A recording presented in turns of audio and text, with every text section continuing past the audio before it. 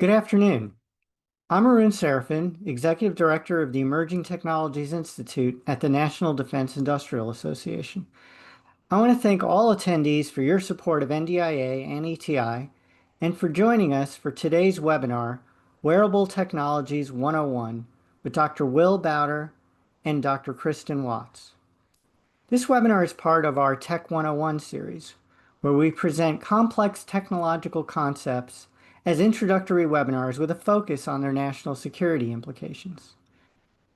Wearable technologies are familiar things like Apple Watches, fitness trackers, smart glasses, and GoPro cameras. They are also things like exoskeletons and ergonomic sensors. They are transforming how people interact with their environments, offering real-time data, enhanced safety, and optimized performance across industrial, medical, and defense domains. As these different sectors push for ways to increase workforce performance and boost productivity, wearable technologies are becoming increasingly important, especially in activities like logistics, warehousing, and manufacturing. This introductory webinar will examine the landscape of wearable technologies designed to support ergonomic safety, assess their applications in defense and industrial contexts, and explore their potential, their limitations, and the broader implementation challenges that will shape their future use. Now, some administrative items before we begin. All attendee lines are muted. If you have a question during the webinar, you can submit it in the Q&A box in the webinar panel. We will do our best to get through all the questions during the Q&A portion of the session. We're recording today's webinars for members unable to attend. We'll post the recording on our YouTube channel and our website. Now to introduce our speakers. Will Bowder is a physicist and Assistant Director at the Government Accountability Office, or GAO, where he evaluates emerging technologies and technical government programs and advises Congress, congressional staff, and policymakers. Since joining GAO in 2019, Will's worked in a variety of technical areas ranging from nuclear materials to wearable technologies. Dr. Kristen Watts is a chemist and senior physical scientist, also at the GAO. Since joining GAO in 2022, Kristen has worked on a number of technical areas, also including directed energy weapons, carbon capture use and storage, and wearable technologies. Kristen and Will, please turn on your cameras. Thanks for joining us today. We've had GAO folks provide these Tech 101 presentations in the past. It's always been great, and I'm assuming we'll get great things from you as well. Thanks a lot.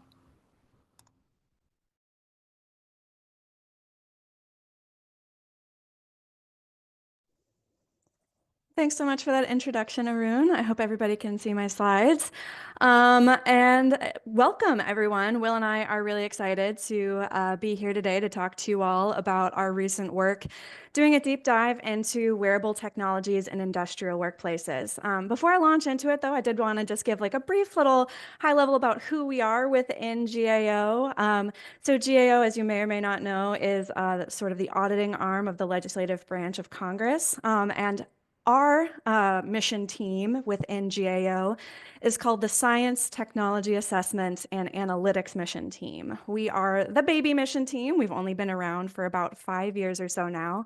And our function, other than auditing some of the scientific executive branch agencies, is to provide technology assessments and technical assistance to the Hill.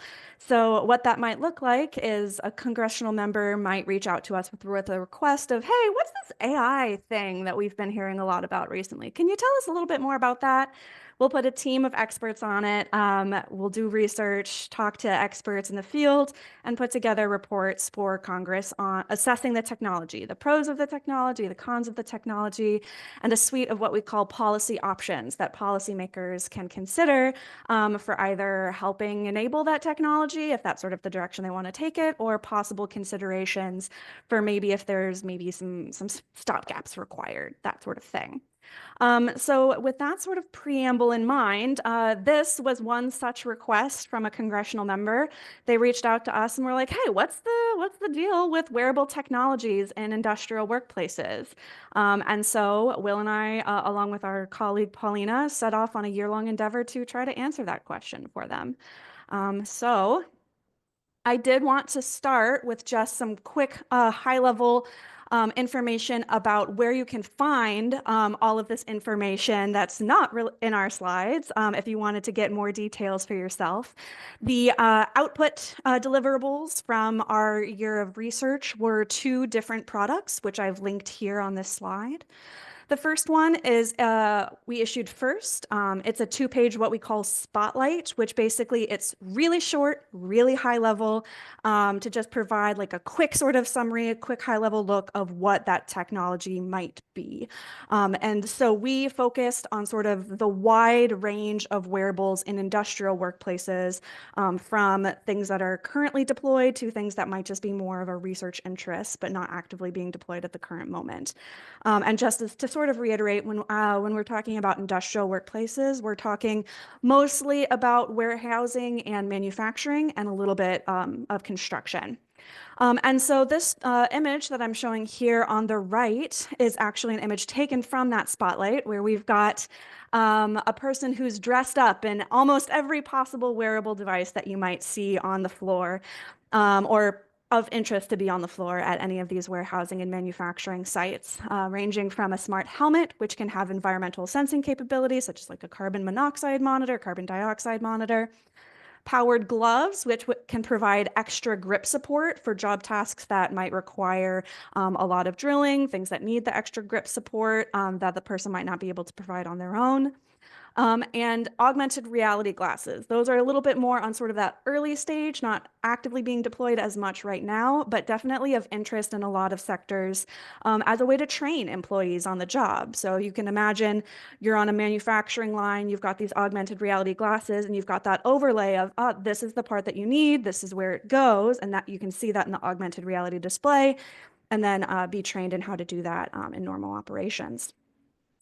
But the two that I didn't mention, specifically exoskeletons and ergonomic sensors, are what we chose to do a deep dive on in our full report, which is the second link shown on this slide. So why exoskeletons and ergonomic sensors? Well, great question. Happy to answer that one for you. So exoskeletons and ergonomic sensors are two devices of interest in manufacturing and warehousing sectors to try to address the problem of musculoskeletal injuries. So again, just another quick definition point. Musculoskeletal injuries are any sort of sprain or strain or tear, any sort of injury that might occur to a musculoskeletal system. It might happen from, you can imagine you've blown out your back from picking up something too heavy or picking it up in an improper way. That would be considered a musculoskeletal injury. And as you can see in this figure on the slide, warehousing and manufacturing experience musculoskeletal injuries at much higher rates than the combined rest of private industry. And so this is a particularly nebulous problem in these sectors, and exoskeletons and ergonomic sensors are one of the ways that these sectors are trying to address it, because these injuries can not only be costly to the workers who experience them in terms of medical bills and time off of work, et cetera, but it can also be costly to the company, and they are notoriously hard to reduce in certain sectors. And so, sort of on that hard to reduce front, I do want to just quickly take a tangent to discuss this figure that I'm showing on this slide, which is the hierarchy of controls, which is a schematic that was put out by the National Institute of Occupational Safety and Health, which is a component of HHS within CDC. And so they list this hierarchy of controls of different mechanisms that a company can use to try to reduce hazards in their workplace. And they're organized from the top down in the order of most effective action to least effective action. So NIOSH will always, or according to this hierarchy of controls, the company should prioritize elimination or substitution of whatever that hazard might be. And so that can look like, maybe instead of having an employee constantly bend over to pick up something on the ground, you can substitute in a lift table, right? That would be some sort of engineering control, right? You can automate a hazardous task or use an automated tool, those sorts of things. And when those can't work, and those don't necessarily always work for a host of different reasons. A great example, which I'll allude to again sort of towards the end of this talk, is on an automotive assembly line, where you have the chassis that sort of goes through the manufacturing line. And in order to do work underneath the car, the chassis is on a bed that allows it to be lifted. And so people have to go underneath the car in order to do the underbody work. That would require an extensive redesign of how the automotive assembly line works in order to prevent the overhead piece of the underbody work. So in those sorts of situations, that's when you get to those lower tier types of controls, the administrative controls and personal protective equipment, or PPE, which is where the wearable technologies fall into those buckets. So the key here is when higher controls are impractical, provide protections to the worker. And ergonomic sensors and exoskeletons are two examples of possible such protections. And so, with that introduction to the space, I will pass it over to Will to talk to you about what the heck we mean when we're talking about these technologies. Thanks, Kristen. So I'm going to talk about the exoskeletons and ergonomic sensors and their operation in a bit of detail. And then I'm going to talk about also, we looked at the efficacy of these, at how well, what the data says about how well they prevent injuries in the industrial workplaces. So starting with exoskeletons, so the principle behind them is, and there's a couple of pictures here of some worn, is that they're worn on various parts of the body, and the idea is to reduce muscle strain on high use muscles. So back and shoulders, which are the ones pictured here, are one of the more common muscles that you want to relieve. And essentially they use different mechanisms to make the movements feel lighter. So what we actually had the opportunity to come in and try a number of exoskeletons from vendors. And the best way I can describe it is that if you wear a shoulder exoskeleton and you pick your arms up, that you still feel your arms there, but it just feels lighter and you feel like you could do, work over your head for a longer period of time. For one example, one of the representatives of one of the vendors told me that he takes it home and uses it to paint. So if you can imagine painting your ceiling or painting the corners of your house and what strain that puts on your muscles over the course of a day, those are the kinds of things these are meant to prevent. There's two general approaches that they use, which they call active and passive. So passive systems use springs and dampers. So this is basically just you have some sort of counter force that as you could think of it as you lift up your arms, there's a spring or a counterweight that sort of pulls back against that to make it feel lighter. Similarly, if you were to bend over, there might be a piece of stretchy fabric that's elastic that relieves sort of the strain on your back and transfers that to the exoskeleton. So it's dependent upon, how far you move. The active actually has a battery control and a motor in it where it will actually adjust to your movements. And in general, this allows it to take a heavier load of strain off of you. So if you're lifting a box and you bend down, the exoskeleton can sense how heavy how much you're straining, and it adjusts the amount of force it uses to counteract that with the motor and the battery system.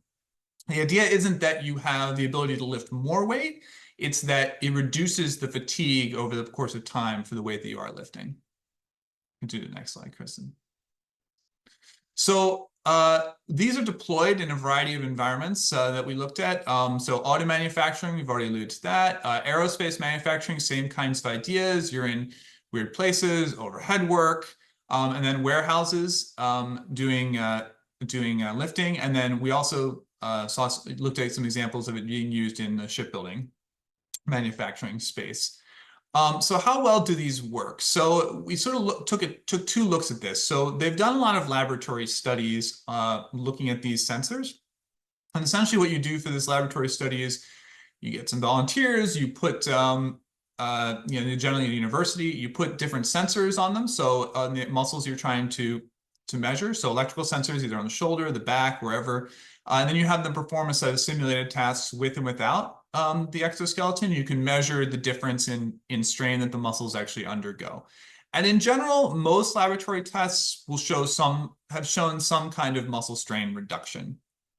So we put here 7 to 87%. So there's a wide range. It varies by the exoskeleton, varies by the type of task, but we're generally seeing some sort of result that we would think would be beneficial. When we look at the field studies and the evidence, we found sort of limited evidence of the safety benefits thus far from the exoskeletons. And this is due to a variety of factors that we sort of dug down into our report. Largely, there's a limited duration of these studies. So even the longest study, 18 months, it wasn't enough to get all the data you sort of need to show whether you had a musculoskeletal injury reduction. Part of this has to do with the fact that musculoskeletal injuries just take a long time to develop often. So, and they may build over time as you're doing various tasks. And coupled with that, there were dropouts. So these are voluntary studies for the most part, and they lost participants along the way for a variety of reasons. And then finally, what I call field environmental effects, which is just that when you take it from the exoskeleton from a lab into the field, into an actual manufacturing or warehousing environment, there are a lot of different motions that are happening. There are a lot of compound motions that are happening, and it doesn't always translate. So there are at least a couple of studies that said, hey, we think that there might be a case where the benefits we see in the lab are reduced in the field, but we don't know by how much. So right now, exoskeletons, they do show some promise in the lab. There are companies that are interested in them. They can work in certain situations, but the overall data on musculoskeletal injury reduction is still to be gathered at this point.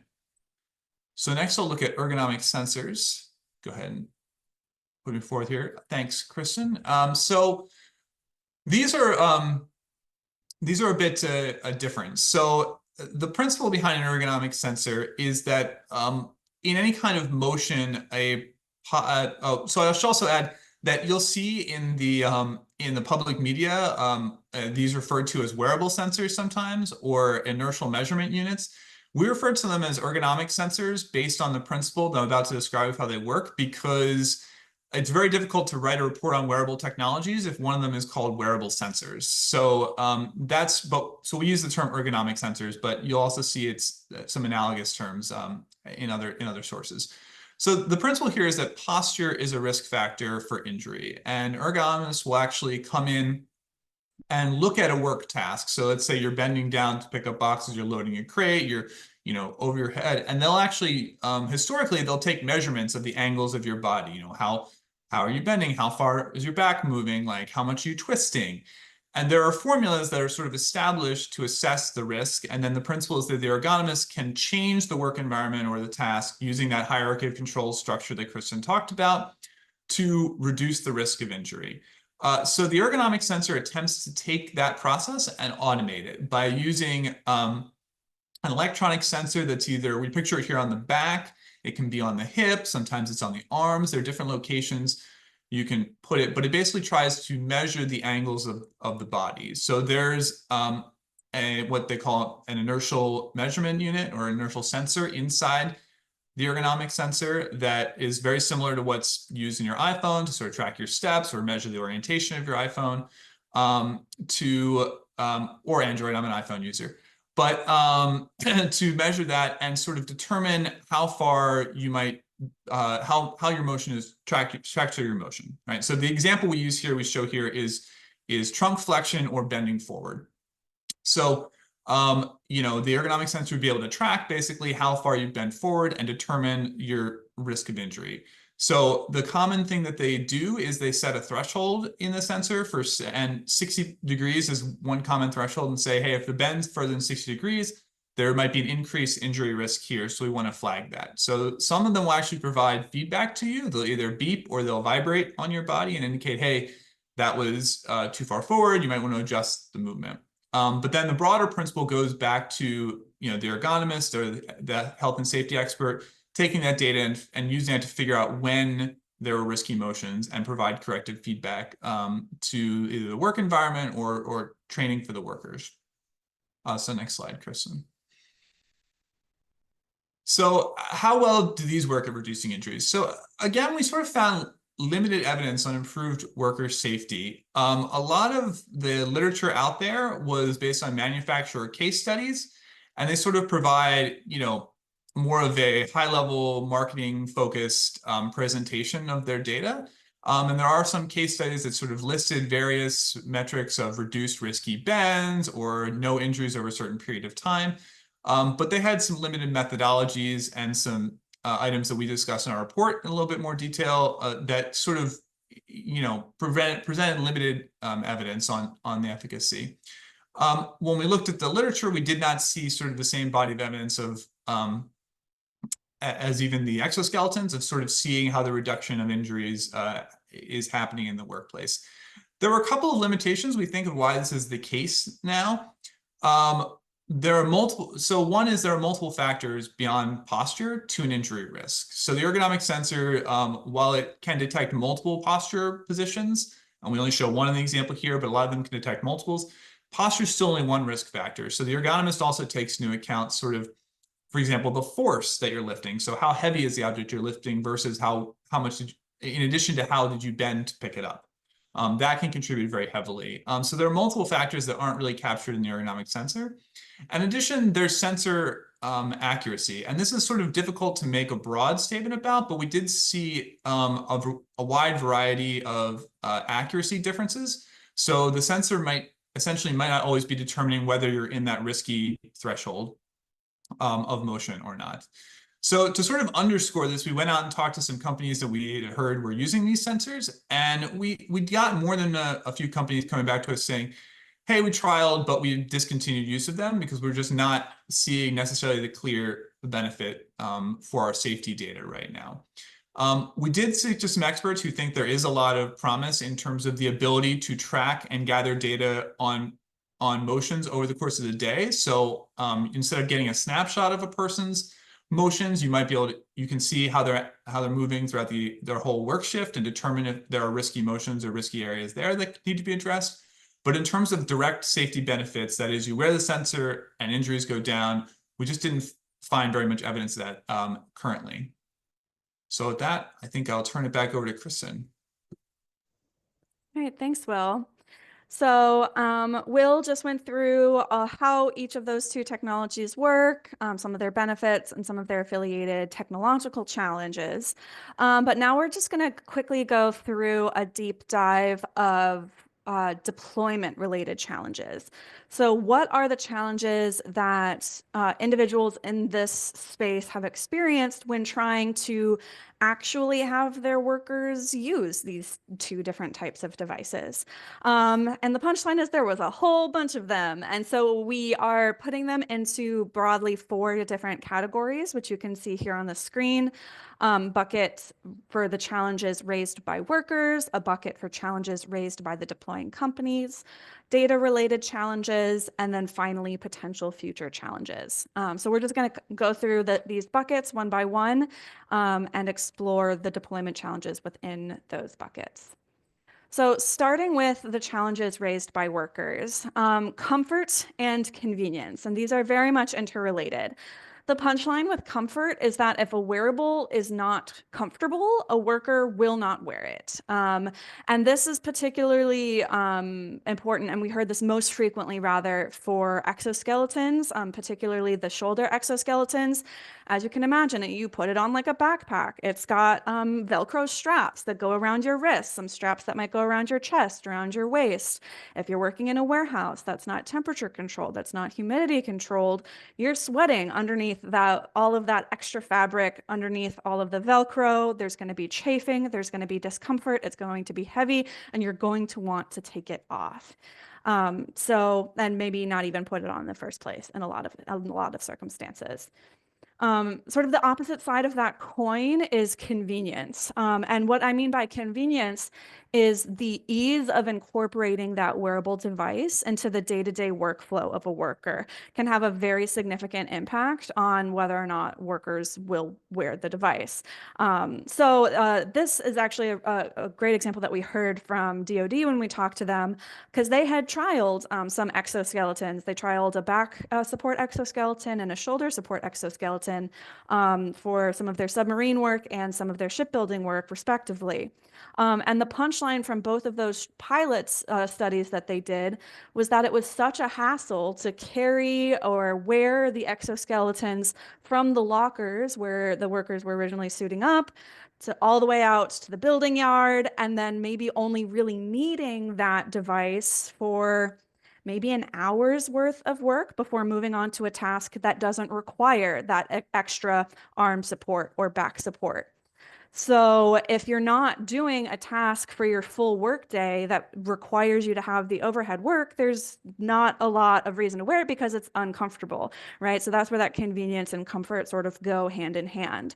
And so, yeah, the punchline from the DoD is that since everybody was saying this is super inconvenient for the basically a minimum amount of benefit for one task in my entire workday, they decided to stop using it for the time being. And so, maybe there'll be some innovations and DoD might be open to exploring those in the future. But as of right now, they're still awaiting those innovations before they do another pilot study on different types of exoskeletons for those particular job tasks because of these concerns and challenges raised by the workers.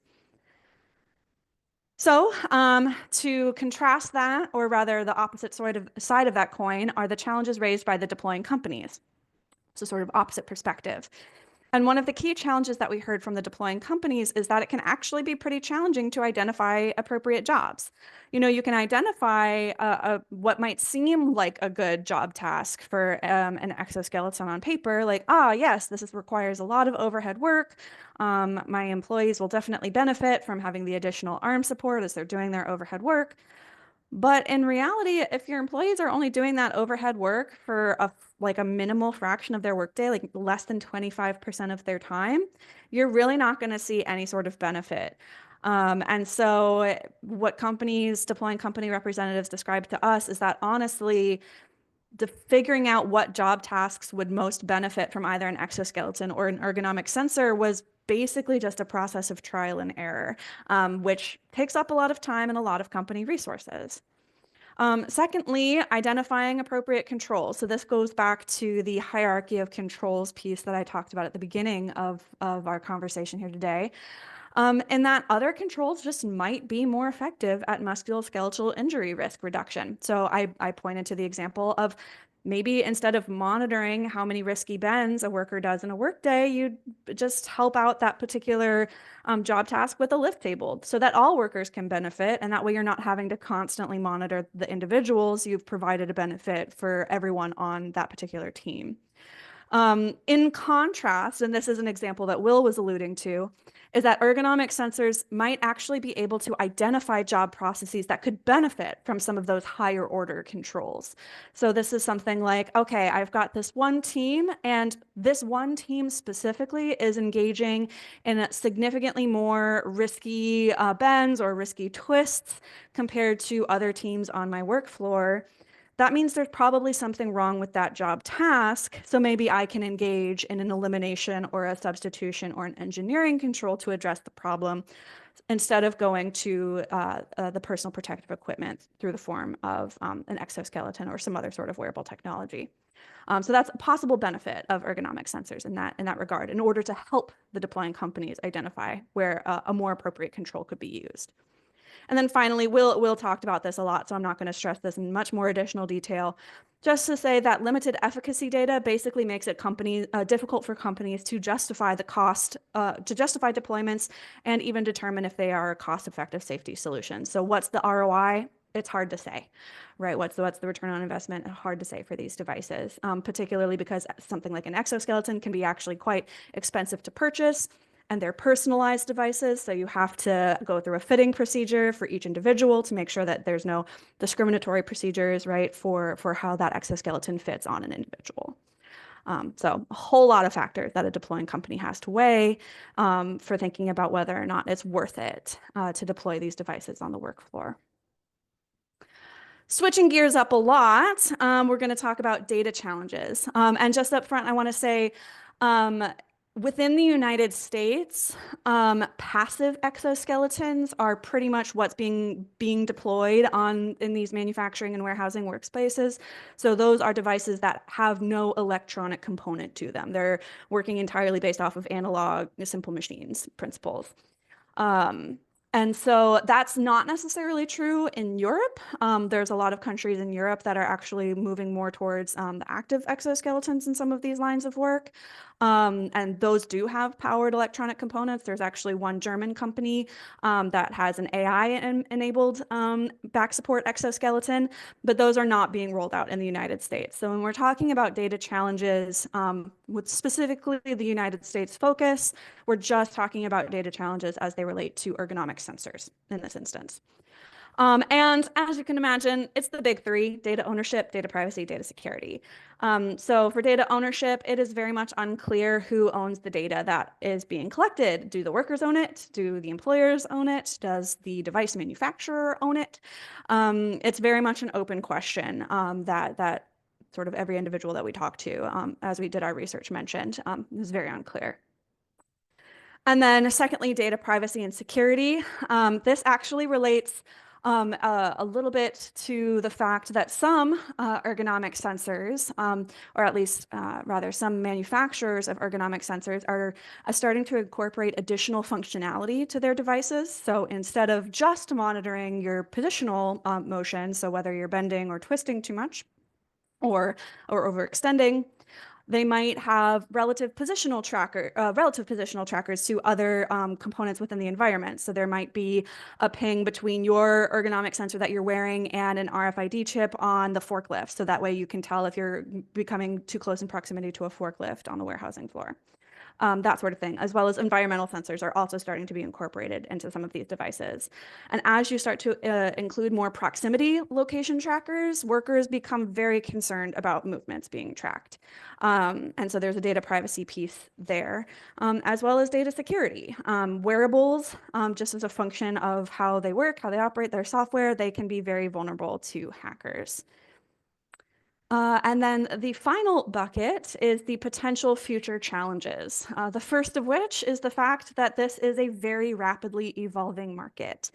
The newest generation of exoskeleton, newest generation of ergonomic sensor are constantly being rolled out by these developing company or the manufacturing, excuse me, the manufacturers of these devices. And so there is a risk, there's a non-zero chance of the deploying companies, if they're interested in rolling out an exoskeleton onto their floor, once they've gone through all of their procedures of approval and pilot testing and getting things approved and like getting their standard operating procedures and protocols for how to use these devices on the floor, that device might be obsolete by the time it actually gets rolled out. And we did hear of at least that happening at least once from one deploying company representative that we talked to, that by the time they finally rolled out the exoskeleton that they had done all of this testing and setup work for was obsolete by the time they rolled it out formally. And then finally, worker burdens. And with this one, I also want to add a little bit of an asterisk here. This is where I want to stress that this is a potential future challenge that was raised most often by unions and other worker organizational groups that we spoke to. We did not find any evidence of these challenges actually occurring within the companies that are deploying these devices. But this is a risk that unions and other member organization groups are keeping their eyes on because they could be used for these types of these types of things. So what I mean by worker burdens is specifically the potential risk for misplaced burden of safety being placed on the worker rather than the employer, and the potential risk of punitive use of wearables data. So an example of both of these might be I am a worker and I have engaged in 80 risky bends, and that is significantly more than anyone else on my team on the floor. My employer sees that I have engaged in significantly more risky bends and says, Kristen, you're being too risky. You need to move on to it. I'm moving you to a different job team, or I'm putting you on sick leave, or I am making you do, work hours until you figure out how to move better, right? How to do less risky bends. And so not only does that put the onus on me to try to be more safe instead of my employer providing me with a safe working environment, it also is a punishment that maybe my employer decides to fire me because I can't do my job in a safe, quote unquote, way as according to the ergonomic sensor. That sort of thing.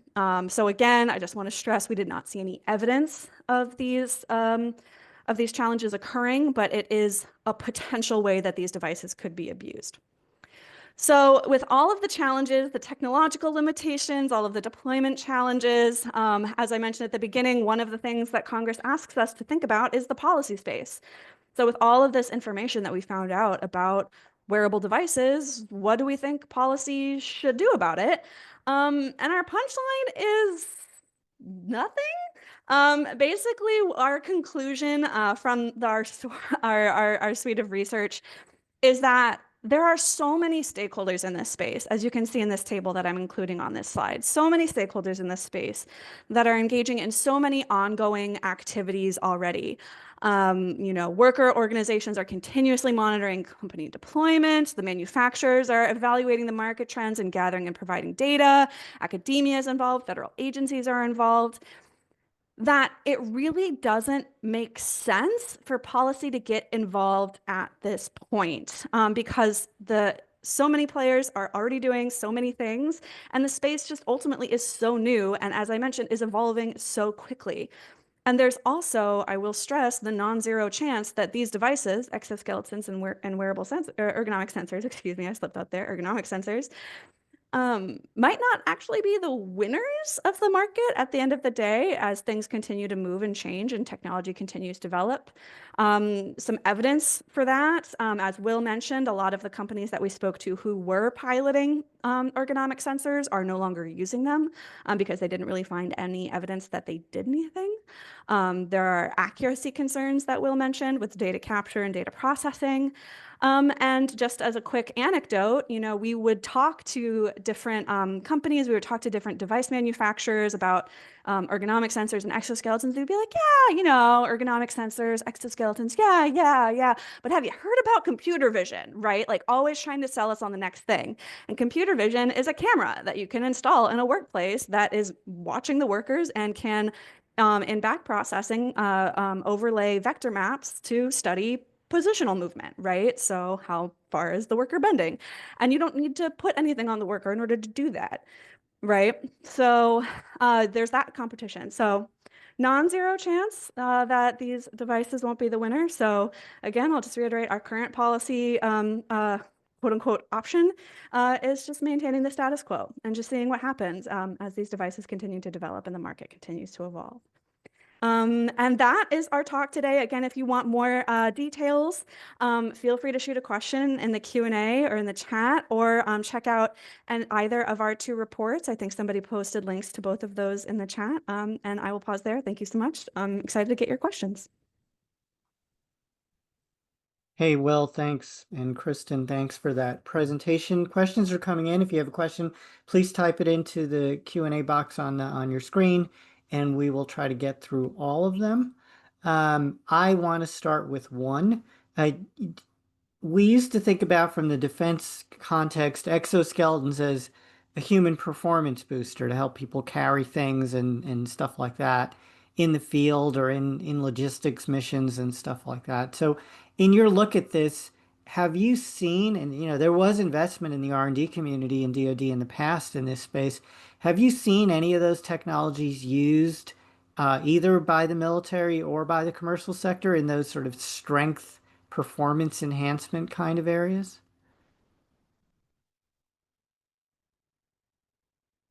Yeah, so this is sort of was a borderline area we talked to a couple of companies about, and particularly around the active exoskeletons, where the passive ones, you're not really getting a big enough boost to really see a strength boost. It's more of a fatigue issue. With the actives, there's a potential, you could lift more, but I think their companies were very sensitive around designing that so as not to, give the impression that workers had to do, more heavier lifts.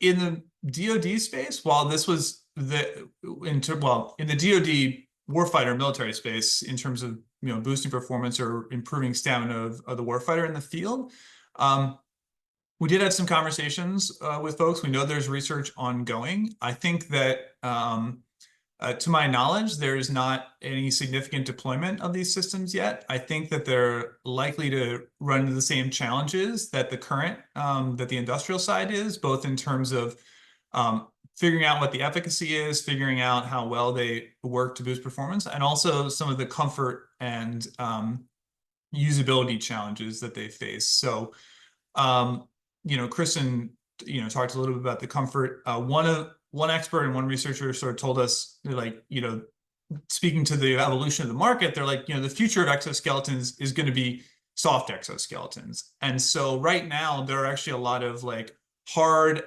exoskeleton, shell components that go into that. There's they picture in the passive ones, there's like might be torsion rods or just support structures or hard plastic or metal components as part of these exoskeletons. And that makes them difficult, I think, to use, in that type of environment. So I imagine they're running into some of those. I think it'd be reasonable to think they're running those same kind of challenges. And we're sort of still waiting for the evolution. And as I said, some of the experts think that that's where it's going, is into some softer, more flexible, more versatile exoskeletons. There's a question here that asks, is there a way for vendors with innovative wearables to either engage with your team or to, I guess I will expand it, who in the federal government seems to be in the business of evaluating these kinds of technologies, either on the hardware side or the software side? But first, how can people engage with you if they've got something interesting in this space?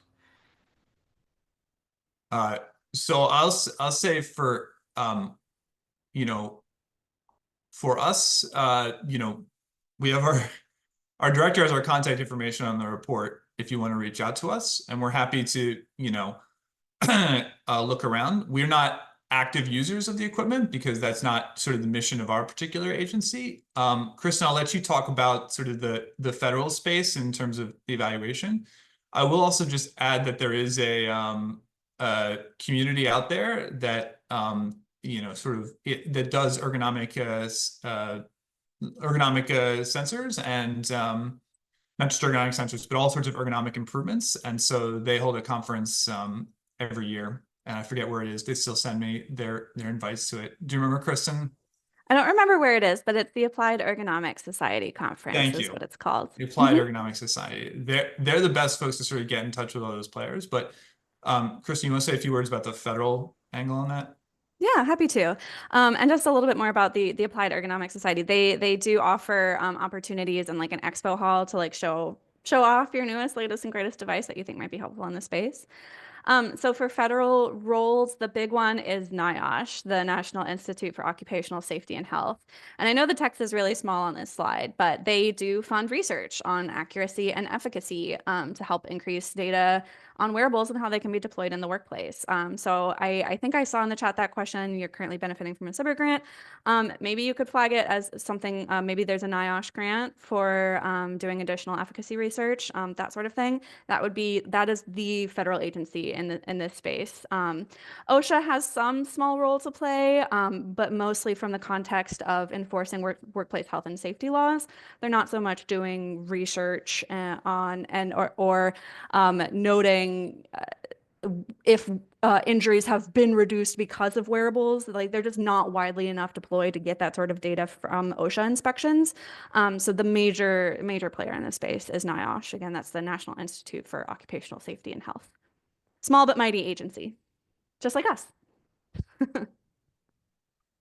Another question. Why do you think there's a different uptake of technologies in Europe versus the US? Is it a regulatory issue? Is it a cultural issue? Is there other issues here? I can start with this one if you want, Yeah, Will. go ahead. Yeah. So it's a little column A, little column B, where column A is cultural and column B is regulatory. So there are a lot more incentives for companies to engage in pilot studies of these different active like exoskeletons and safety mechanisms in general. That there's just more of that available within the European Union. So like I said, there's a German company that is a major player in this space, coming out with lots of really innovative exoskeletons that are being deployed not just in manufacturing and in warehousing, but also in the healthcare industry, for example. So you can imagine nurses who have to bend over frequently to help lift up patients being deployed in those sectors as well. And so, yeah, it's a little bit of more of a safety oriented culture and a little bit more of just like the incentives just exist more there in order for companies to just at least try it out and see what happens. Um, yeah, and I'll pause and toss it over to Will in case he has anything over to add. Else to add. No, yeah, I think that that touches on it. I also think that these, you know, these technologies tend to go through trends and, ups and downs in popularity. And, I think for some of the reasons Kristen listed and for some reasons that maybe just be, you know, um, unknown, Europe in particular is going through an upswing in these exoskeleton technologies right now. And there was a boom in interest in America a few years ago. And what the experts are telling us is like the expos in Europe are filled with lots of different designs and there's, big interest there right now. So we'll sort of see how it shakes out. They are going through a lot of innovations in the products, as we mentioned. Oh, and just to add back to the sort of cultural perspective, it's also like a bottom-up culture component as well, where the workers in the European manufacturing and warehousing seem to be more open to trying these devices in the first place as well. Another big drawback that Will sort of alluded to is just people just didn't want to wear them for whatever variety of reasons, whether it was comfort or convenience, or honestly, like a little bit of workplace culture, possibly even some workplace hazing within the U.S. workplaces. Those could also be reasons that could affect the feasibility of their use here compared to Europe. Just to stick with the European question for a second, are you tracking any reported use by Russia, Ukraine? I'll expand it. Any foreign military use or the Chinese experimenting with this that we're tracking at all in the open press? Have you seen anything like that from any foreign military usage? And that was well beyond our scope, so we didn't look into that. Yeah. Yeah. No, it was beyond our scope, and I'm not aware of anything there's nothing I've seen about that. Here's a very practical question. It's almost like a call-in radio show. What helps with poor posture when sitting at a computer all day? Do you think it's a wearable solution? Are there people developing wearables for the office set? Uh, what? Well, Yeah, I go ahead, think Kristen. I think the We learned one so that much about ergonomics on the side of this job that it's just like it's a whole field, and it's a great question. So I'll let it's a Kristen great go question. first. Yeah, I will say the closest proximity to that possibly would be relevant to an office worker is I think like a decade ago, back braces or like the back belts, I think is what they were called, were a thing. But NIOSH has since done studies and basically has shown they have zero effect basically on mitigating or minimizing musculoskeletal injury or risk. As you wouldn't want to wear an exoskeleton is all you're if all you're doing is sitting. That would be yeah, would not recommend it. They're Yeah. not super comfortable. Having worn a couple, they're not super comfortable to wear all of the time. But yeah, so Yeah, I will add that sorry. I will say from the ergonomists that we talked to and walking around the expo hall at this conference, the biggest thing from my observation you could do is a chair, right? So Mhm. there were more than one booth So that just many had chairs. just had different chairs of options available Yeah. to you. Now, the efficacy of these different chairs in terms of uh, how they work, we don't know, right? But Yeah. there's definitely lots of ideas that the chair you're sitting in is part of the problem. And so actually, following this conference, I went home and bought myself a new chair for my desk so that so it yeah, um it's and I went back to the office and I sat down. I'm like, is this chair ergonomically sound for me? So I'm like, so I definitely made some chair adjustments. I can't say for sure what the correct one is, but that seems to be the consensus of the experts here. There's a question which I'll morph into a question about. Tell us a little bit about the basic science that feeds into these technologies. So the question was actually about, I think, data usage from wearables that give biofeedback, and whether or not those are being plugged into biomathematical models looking at fatigue, exertion, measuring cardio health, those kinds of things. So let's answer it two ways. Talk about the basic science that feeds into wearables. And then second, are we doing clever things with the data on all the wearables that we've got out there in the world now? So I will say that so the second so the second part, I guess, first is that yes, there are people looking at doing clever things with the data, and there are people looking at coupling. I think I saw Aura Ring pop up in the chat, these biometric sensors with other items to figure it out.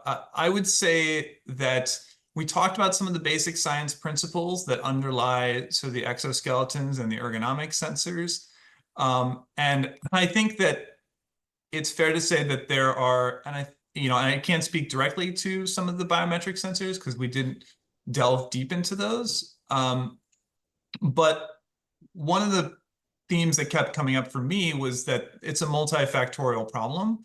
And so, it's going to take some additional sort of either sensing or sophistication or data analysis to actually drill down to an injury, which is a combination of duration, of intensity, of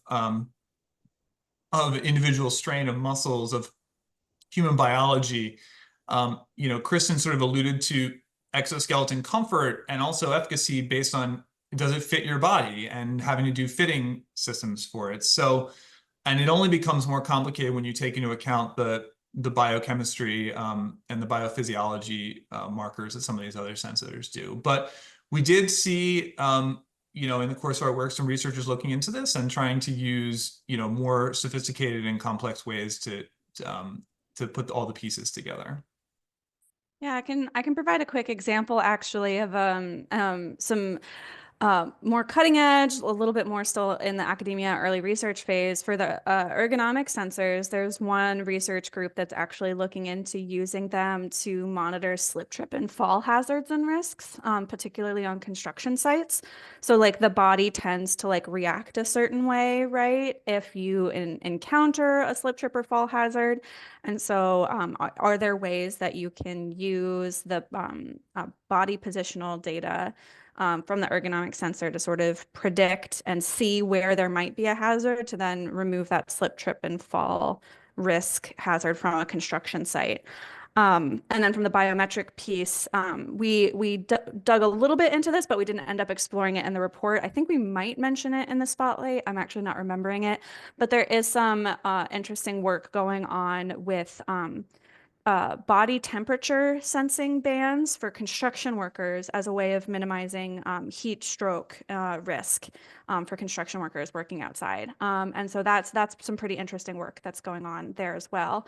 But as Will mentioned, it's definitely a multifactorial problem. And one of the big things that like to always consider with these different devices that are capturing biometrics is what's the model that they're comparing against, right? And a lot of times, it's a one very standard type of person that they're comparing the model against and what that might mean. So we actually heard one talk from a researcher looking at the Aura Ring specifically as to whether that could tell if a worker was experiencing like stressful events like in the workplace. But I might come into work already stressed, right? Or already having some sort of different physiology that has nothing to do with work, but then that affects how I like how my workday goes, right? And so there's all sorts of like, multi-body problem on steroids that can affect how accurately and how far you can extrapolate the data that you get from that sort of thing. We have time for a couple more. You talked about companies interested in talking to you about motion capture, eye tracking cameras, stuff like that. Are there hardware available now that include eye tracking and video, audio recording of work? There, so there is, at least in prototype form, I believe. We had a companion engagement that is looking at this, and I think their work is actually going to be published. So that was deliberately outside of our scope because there's another GAO project sort of looking at that type of technology. Yeah, and there's actually a GAO report that came out a little bit before ours that talks about some of the eye tracking stuff with delivery workers and truck drivers specifically. And so those, again, yeah, a little bit more in the prototype phase, but for tracking fatigue through eye closures and truck drivers and delivery workers. Here's another one. Is there any legal compliance issues which would provide a benefit to using wearables? And the question says, I'm aware of wrist mounts for smartphones being marketed to allow some interaction with them while driving on a hands-free basis. So, for example, a wearable that you would use while driving hands-free. So, any thought to regulations actually driving the use of wearables? So this is where it gets a little bit tricky, and it sort of ties back into the fact that I know I mentioned that these devices are more sometimes considered administrative controls and sometimes are considered PPE, but for all intents and purposes, they're PPE, and they are they need to be tailored to a person. And so basically, like companies can't make them mandatory because they don't necessarily fit all body types of individuals that are on the work floor, right? And so having a regulation or legal saying that if you do this job task, you must wear this wearable, you would be going up against other sorts of workplace discrimination policies. Particularly if, you know, I'm a petite woman who there is no exoskeleton small enough to fit me, or it's too tight around my chest, right? Like that sort of thing. Um, and that would be workplace discriminatory because then it's preventing me from doing the task that I want to do, am able to do, was hired to do.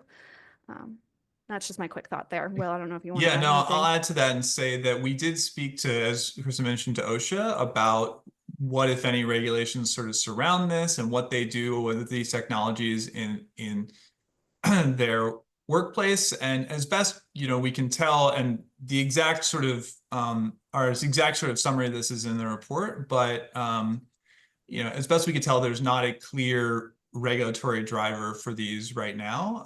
OSHA's just kind of keeping an eye on when, you know, about on the deployments as they see them. So. Okay, with that, we're out of time. I want to thank Will and Kristen for the great presentation, and thank you all for your attendance and the great questions. We'll post the recording online as soon as possible. If you have feedback about this event, especially topics you'd like to see us cover in the future, please email us at eti@ndia.org. I want to take this opportunity to highlight a few ETI upcoming events.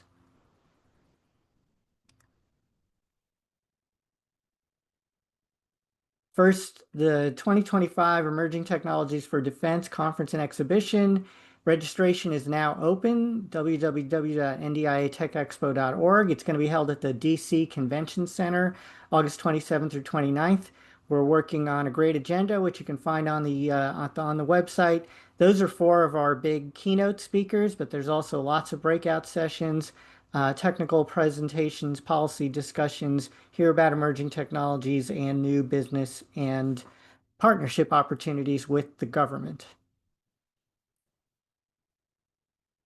At the conference, we have classified sessions as well. We can register now to join the secret level classified sessions, which are being organized by a series of COCOMs, OSD, and agencies like the Strategic Capabilities Office. We're also going to have one-on-one government industry private meeting sessions that you'll be able to sign for. More details on all of this will be available on the website. The QR code for the website's up there on the screen. And also at the event, we are going to have a hackathon. Registration for teams to join the hackathon, which is going to be sets of people competing on problems actually designed by the COCOMs, and awards to the winners at the end of the week on Friday. Registration for the competition and more information about the competition is available at the website and QR code on the screen. And finally, the next in our Tech 101 series will be Food Biomanufacturing 101 in September and Synthetic Biology 101 in October. Please visit NDIA's calendar of events to stay updated on these next Tech 101s. And thanks again to Kristen and Will and everyone for attending.